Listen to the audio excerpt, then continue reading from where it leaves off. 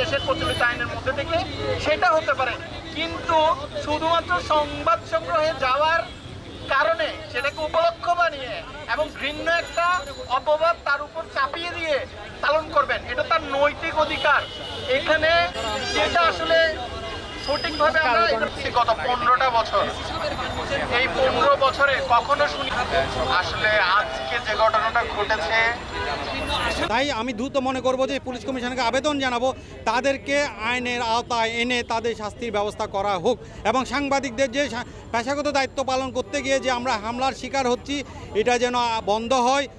যারা সাংবাদিক নেতৃবৃন্দ আছেন, পুলিশ প্রশাসন আছেন, প্রত্যেকের কাছে দাবি জানাবো যে এই ন্যাক্কারজনক ঘটনার প্রতি আপনারা সোচ্চার হবেন, আপনারাও প্রতিবাদ জানান।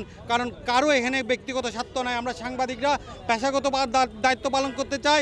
আমাদের ক্যামেরা চলবে, আমাদের কলম চলবে, আমাদের প্রতিবাদও চলবে। তাদের দ্বারা কিন্তু সাংবাদিকরা যে হামলার শিকার হচ্ছে, আজকে যেটি হয়েছে সেটি নজিরবিহীন একটি হামলা। কারণ আজকে যে ঘটনা ঘটেছে সেই ঘটনার অতি সত্বর দ্রুত তদন্ত মোতাবেক, এবং এটার জন্য আমি বিশ্বাস করি পুলিশ প্রশাসনের পক্ষ থেকে এই ঘটনার জন্য অতি দ্রুত একটি আইনি পদক্ষেপ নেওয়া হবে।